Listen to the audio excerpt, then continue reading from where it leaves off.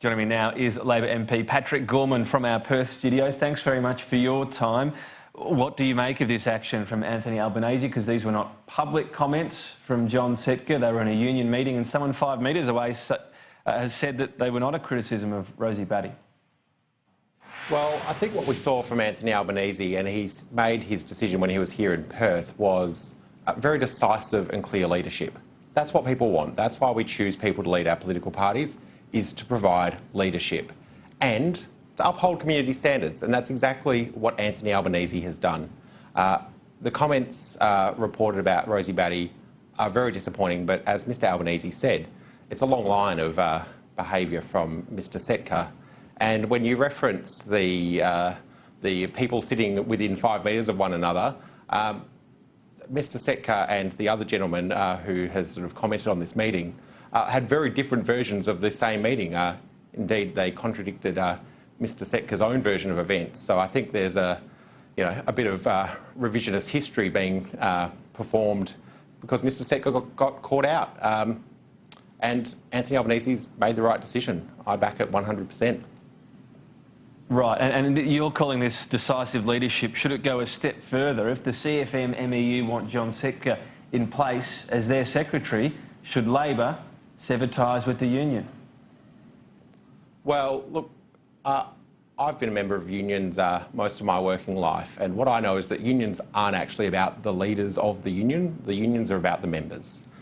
So those decisions about whether various unions are or are not part of the Labor Party is a decision made by the members.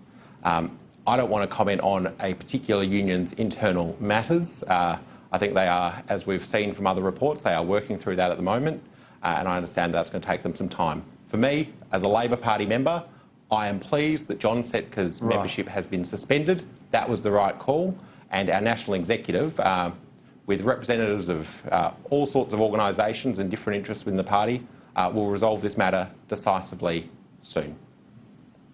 But they've still got the matter. If the unions still want this person, and I understand you say it's a members' issue, if those members decide that John Setka is a good representative of them, and you say that John Setka should not be in the Labor Party, surely the Labor Party should not, for example, be aligned with this union and accepting money from it. Well, look, it's a long-standing known fact that the CFMEU is a militant union. We're not a militant party. We are a mainstream party that represents mainstream views of working Australian people. I'm not going to say on this program that they should leave the party, because I actually believe that it's important that we have people who work in construction have those voices in our party. Again, unions aren't about the leaders. Unions are about the union members. And I think about something that my friend Anne Alley says regularly, that if either of her sons were ever working on a construction site, she would want a union like the CFMEU there to protect their interests at work. Because people do face safety issues on those work sites. That's what they should be focused on. Clearly, I think Mr Setka's got other priorities. He's sort of constantly picking fights with people within the Labor movement. But I'm not going to tell a union what they should do about their leadership. But in your own words, this is a militant union. Is it hurting the ALP brand, this continued association? Well, that's not my words, that's their own words. They describe themselves as a militant union. That is how they define themselves, and I am not a militant person. I believe that we get the best outcomes when we actually talk things through, have rational policy debates, and focus on delivering things for Australian people. Look, this has not been an easy week. Just to answer your question, This has not been an easy week for the Labor Party, but it's not from something that we would have liked to happen. There were some pretty unfortunate comments. When I read them in the media, I was very disappointed. And I think the good thing that comes out of it is decisive leadership from Anthony Albanese. That's what the Australian people expect of us, and that's what we've done.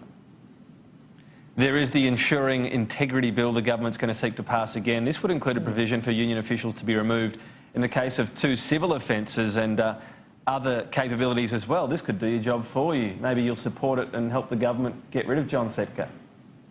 No, look, we think that the registered organisations changes that the government's proposing, bear in mind they didn't talk about this at all during the election. They didn't take much of an agenda, but at least Malcolm Turnbull in 2016 had the guts to take this to an election and actually put it forward front and centre in his campaign. Scott Morrison didn't even do that. So, look, I don't think we're going to actually... This is just the coalition playing politics and stirring. I think they know that these laws go a little bit too far. Unions, like other organisations, should be subject to the same laws. Putting special standards for particular unions at particular times, I think it's just a bit over the top. Just wanted to get to another couple of issues. The WA Liberal Party has a new leader that's been announced during this program, actually, Lisa Harvey. Is she going to be a tougher opponent? Look, I think it's a mistake in politics if you ever underestimate your opponent. Lisa Harvey works incredibly hard in her community in Scarborough. She is a former police minister working under Colin Barnett when he was Premier.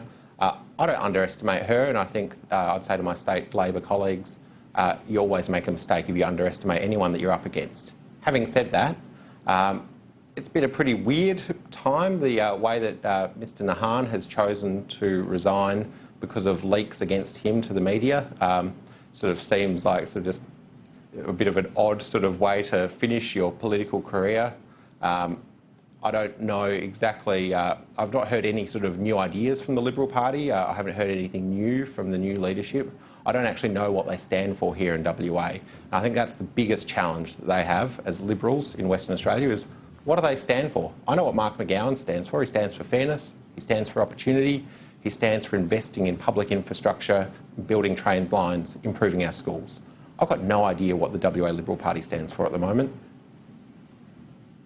We'll see how her tenure goes, having just taken over, expecting to hear from her soon addressing the media. But Patrick Gorman, that's where we'll end it. Thank you. Thank you for having me on the program. Let's get the latest forecasts. Here's Sky News Chief Meteorologist